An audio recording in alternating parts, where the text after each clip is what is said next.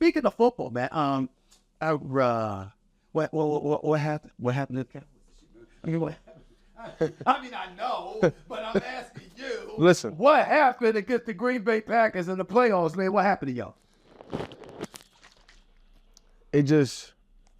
I just think we hit, I think Green Bay just had a really good start.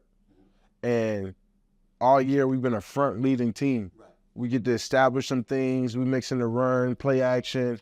Dak really gets going. But when you get down 21 so early, it's hard, bro. Like, because you know it's almost pass every time. So they got to get into their blitzes, get into their scheme. Schematically, they was just clicking on all cylinders. And when you're clicking on all cylinders, it's hard to win. DeMarcus Lawrence came on First Take Super Bowl week. They're show on ESPN every week. They won today in the 12. And he comes on the show, and he said, guys might have been a little tired. He said, because so much is expected of us. Every game is like somebody's Super Bowl. So we go through stuff that most teams don't go through, and I think that guys were a little bit fatigued. When you heard he said that, what were your thoughts? Don't get me wrong. Yes, I agree that teams play us like the Super Bowl. We are the Dallas Cowboys. But in the end, that's not a good enough reason or excuse to say that publicly. If you said it to someone else, you know what I'm saying, one-on-one, you know what I'm saying, cameras off, sure, be my guest. But when I feel like once that regular season ends and they get in a playoff, you're supposed to get rejuvenated. Like, this is a whole new me, whole new you. Like, we need to get ready. And that's part of that culture stuff where I was talking about, where I want to dive into the players that we got to change. Like, it should never, you should never go into a game like I'm tired, like I'm ready to go home. Because that's exactly what's going to happen, and it did happen. I'm coming to the game every week like, man, I got 4 more weeks left. I don't know what y'all got, but I got 4 more weeks left. Like, that's part of the culture and identity that I just feel like we're missing. Like, that's just something like I don't agree with at all. Like, regular season, all right, yeah, I'm tired, like I'm wore out. But as soon as playoffs hit, knowing how limited and how hard it is to win in playoff game, I would never say I'm tired or I feel fatigued, because that's my job to not feel that way. You brought up how you want to be a part of the culture in terms of picking the kind of players that y'all need. Is that something that you mentioned to Jerry Jones, Stephen Jones, like, yo, let me play a role in who are we bringing on this squad mentally? Do you approach them about stuff like that? Yeah. So that's what I like about Jay, and which I was dope. I think Jay's one of the best GM, like, owners that I've been around, and not even just I've been around because I've only been on one team, but from what I've heard from other NBA and NFL players, and it's just like this: the Super Bowl. Jerry sees me walking out the win. Jerry was at the win. He says, "Hey, you going to the Super Bowl?" I said, "Yeah, I'm going." He said, come see us. And I was like, hey, you got any extra tickets? You know, I got some homeboys that want to come. Jerry sends me 4 extra tickets to the Super Bowl suite. And we just sit and talk from before the game until the whole half about players I want to bring in, players I want to be around, who do I need, who do I want to be with, future of our team. And that's just dope to have that type of feedback with an owner that, you know, loves to hear your ideas and what you think and where the team can be. And, you know, Jerry's been, you know, pretty amazing about that with my family and stuff like that. So I've had them conversations with him, and we spoke for 2-3 hours just in the Super Bowl alone. When you told him what you thought the team needed, what did you say? I'm not asking for names. I'm talking about what you alluded to when it comes to culture, personality, etc. What specifically were your words to Jerry about what the Dallas Cowboys are missing and what they need?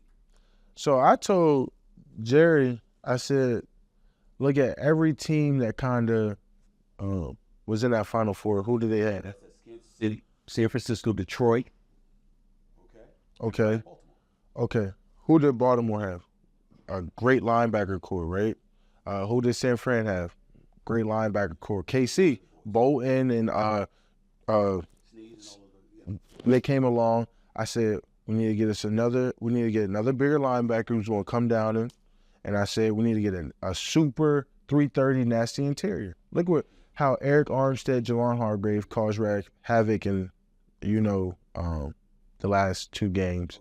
Look at, you know, how Aleem McNeil, Detroit, and they front with Hutchinson and all them. It's just certain things where I was pinpointing we can build in this because we're slim. Like, we have guys, and I think Osa's been great for us, and, but we just need a big old 330, can't move. Because I saw the way Chris Jones affected that Super Bowl, and I was like, my God. Like, you need a big boy. Get fast and clogging up the line of scrimmage, making things happen. Right? And not even just Chris Jones, Mike Pennell. Oh, yeah.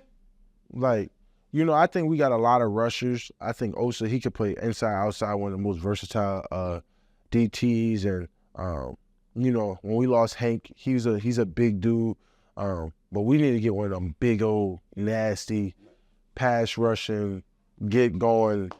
Let me ask you this question because of, I need you to take off your hoodie. Yep. Y'all need a new quarterback? Nah. You sure? You talking about you positive? Second in MVP voting. And this is I've been waiting to get on this. Okay, let's do it. I'm right here. I'm just asking. You sure? Yes. You positive? I'm positive. Why? Look at the year he just had. Oh Lord. Did you not just sit here and talk to me about the playoffs? Did you not just say? But you can't put it all on him. I'm not putting it all on him. You trying to? He culpable. Okay, peep this. Okay. Take your time.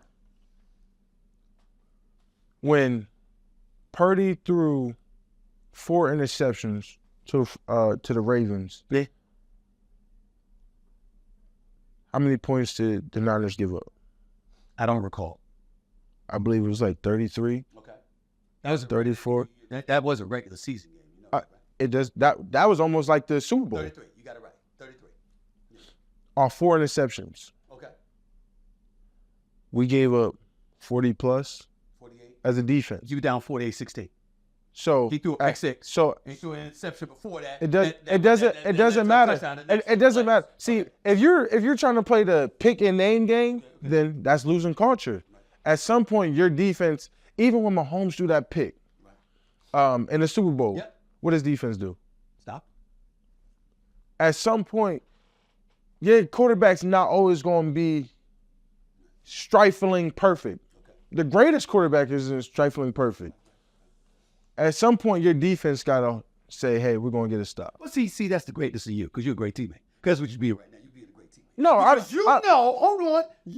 hold on. We talked about this on your podcast. And damn it, I'm coming back on. I'm going to fly to Dallas on my own time. You know what I'm saying? Whenever you invite me, you and CD, I saw CD Lamb talking that smack. I want all of y'all there. Listen. I know Jack ain't going to show up. But I want all of them there. Listen. So we can have this discussion. But for the purposes of right now, all I'm saying to you is this. The brother been your quarterback for 8 years, dog. And how many years has he had a top defense? Wow. Defense wins championships. Top 3 defensive ship. Here's what I'm saying to you. I'm just saying. Damn good defense the last 3 years. The last 3, but in Dak's career, how many times he has a top defense? Okay, I'm saying at least there was 3. a point. I'm saying at least 3. Okay, in the last 3, we had a top 10 defense. But before those, when did he have a top defense? Before Dan Quinn, I got there, and all our rookies and free agents that we all got there. That's true. That's true. And defense was championships. Yeah, but how many points did Kansas City had Lamar Jackson to? 10. 10 points. Defense wins championships. I understand. Patrick Mahomes didn't put up more than. If your quarterback gives you 21 points, you're bound to win the game. Mm-hmm. How many points did in regulation did the 49ers hold Patrick Mahomes to? We're just going to ignore the fact that Green Bay got up 14-0 to y'all, and then Dak throws an interception. It's up 20-0. Then he throws a pick 6. Wasn't Mahomes down 10-0 when he threw the pick to Tig? All right. So we're not going to play the name. The name game, like. So we mentioned the Dak Prescott, and then we gonna mention Patrick Mahomes. I'm just throwing situations. You're throwing a situation. I'm throwing a situation. I'm throwing a situation. I'm just saying. You're throwing a situation. I'm throwing a situation. What about this? Jalen Hurts last year, not this past season. Last year, when the Eagles went to the Super Bowl and they could have won it, if they had won, he would have been Super Bowl MVP. They lost 38-35. Jalen Hurts was better than Dak Prescott last year. Why that happened? Dak had an injury. Quinn was there. Dak had an injury. Dak came back. He had the same end. He came back and looked pretty damn healthy the second half of the season. He came back faster than he was supposed to. He wanted to get back on the field. He saw the rhythm we was in. So now he came back quick. He did. He did. If you look up at the extent of his injury, it's a 6 to 8 week. He came back in 4.5, I think 5. Okay.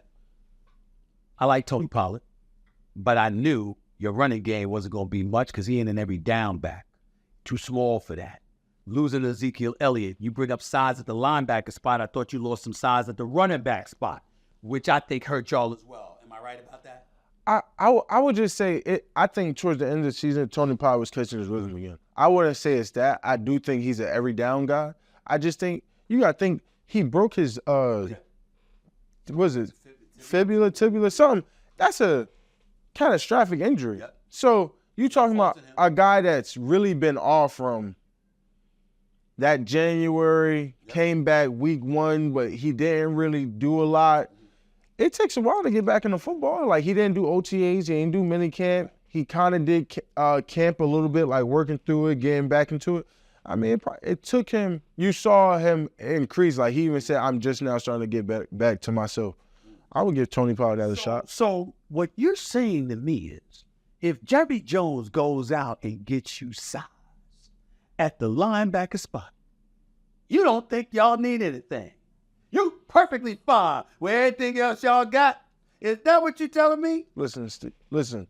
It's easy to point out in the league and say, if I had Patrick Mahomes, I would win the Super Bowl every year. It's easy to say. We know he's on another level. Yeah. It's easy to say if I had Chris Jones, we'll be the best team. Okay. You know what I'm saying? It's easy to say if I was playing with so-and-so, Right. I'll be an all-pro. Right. I'll be this, I'll be that. But matter of fact, it doesn't matter what you got. If that's who you are, it's who you are. Right. So it's not, to my understanding, yeah, we could go get pieces and that'd be great. Just like how we got Gilmore, we got Cooks that made a huge difference. I think if Diggs hadn't gotten hurt, I mean, that Trayvon is a bad brother now. Trayvon makes a huge difference. Huge But difference. it's easy to do that, but at the same time, you got to be who you are and say, hey, man, it don't matter who we got. We got to line up and, F shit up.